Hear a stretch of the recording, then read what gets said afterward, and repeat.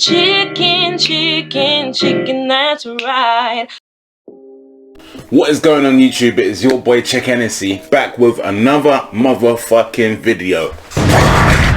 Okay, so alright, sorry, that was a bit extra. Haven't done this in a minute. It's been a lot of gameplay. It's nice to actually sit down and talk with you. So first things first, I just got a new mic. Cue the PewDiePie fairy tale noise. Yeah, so I'm hoping it's banging. The current one I've got is very hood. It's this, and it just sits on the side of this box. It doesn't even have a mic holder or anything. These are the ins and outs of what you don't see. We don't care. Back to what we was talking about, dude. Today we are reviewing Solar Opposites Season 2. For those who don't know, Solar Opposites is from one of the co-creators of Rick and Morty, which is Justin Roiland, the guy who does the voices as well. And it's a Hulu original, but obviously London we don't get Hulu, so I had to watch it through other means. FBI, open up! Yeah. Solar Opposites Season 2. First and foremost, it's really fucking funny, man. Really fucking funny. I feel like it done a really good job of holding its own as a show. It was quite hard for it to do on Season 2 because obviously it was overshadowed by Rick and Morty, but I feel like in this season it really carved out its own kind of identity and own kind of theme, you know, like, or maybe not theme, because it is space themed, which is the same in Rick and Morty.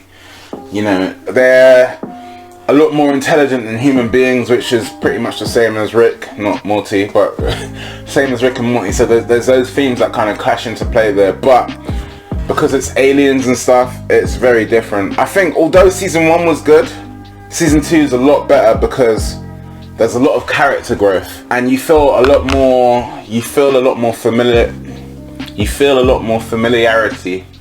Am I saying that right? You feel a lot more familiarity. You feel a lot more this is gonna piss me off when I'm editing it. Feel a lot more familiarity, whatever I'm trying to say. I'll put it on the fucking screen because this is not coming out. So you feel a lot more familiar with the protagonist, and because it's not a network TV show, it's online Hulu, the adult themes are a bit more crude than Rick and Morty. Now just a bit, they're still crude and it's still like Rick and Morty's level, but I feel like it's just a step above because it's not being shown on TV and stuff. They don't have the same constraints they have. This is a non-spoiler review as well, so I'm not gonna give away too much. Watching Season 2 is funny because when you watch Season 1 you can't help but compare it to fucking Rick and Morty, but in this I know I said it earlier, but they really did a good job of carving out their own identity. It's really cool to see. I like how self-aware it is, like in terms of they'll keep making jokes about the streaming service that they're on, and whenever they can they'll throw in Hulu contract, Hulu phone contract, Hulu this, Hulu internet, Hulu emails. It's really funny. Like, I like things that are self-aware, like Deadpool, for example. What else is self-aware? There's a few more things, like this Deadpool is the first thing that kind of comes to mind. There's a lot of references to kind of 90s and noughties kind of pop culture. A lot of references. Like, I feel like the Rick and Morty creators or co-creators, Justin Roiland, like he obviously, he's like a lot of his viewers. He loves that kind of time of life where things were a bit less crazy, you know, and more about like just a bit more fun. But like there's a lot of like 90s and early noughties references, and if you watch it you'll know what I'm talking about. I won't spoil anything. The story arc for the aliens hasn't changed too much, but it's still interesting. It's still an interesting watch because they're so different from us. So you just can't help but like want to watch it. You know what I'm saying? It's quite cool. Even though the story arc for the aliens hasn't changed, the story arc for the captives of the wall. So I don't know if you remember from Season 1, but there's a lot of people that one of the aliens has taken hostage. And that story just gets fucking crazy in this season, man. It just feels like a whole nother series in itself.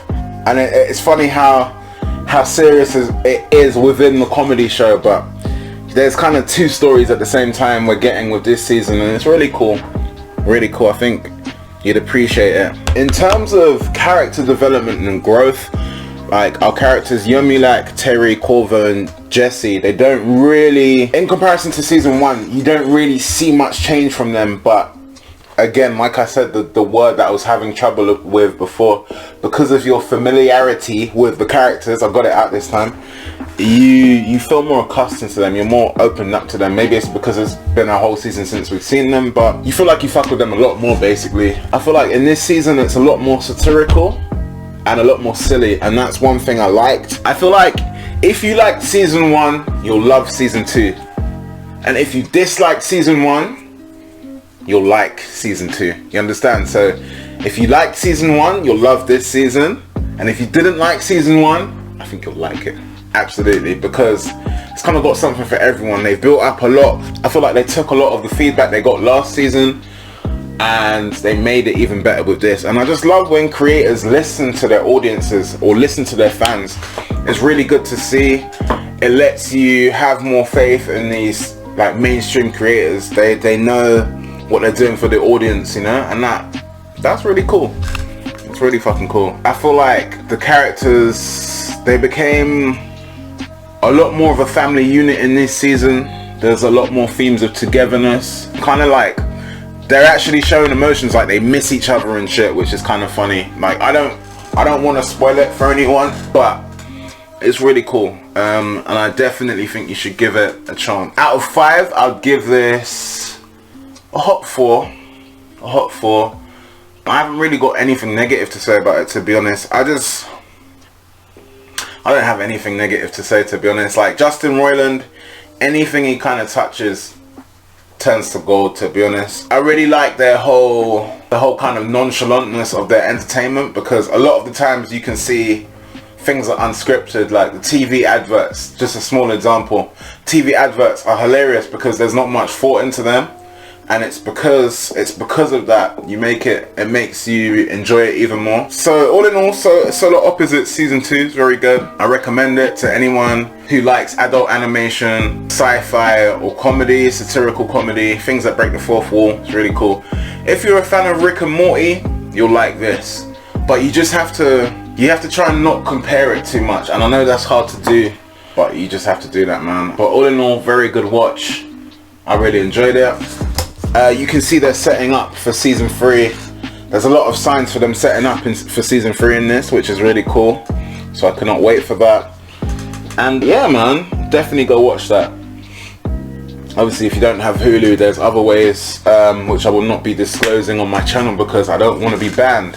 But yeah, yeah, thank you for watching, and I'll see you guys next time. I've got loads more videos coming up. Oh, also, we're almost at 50 subscribers. Crazy. But yeah, man, big up everyone. Thank you.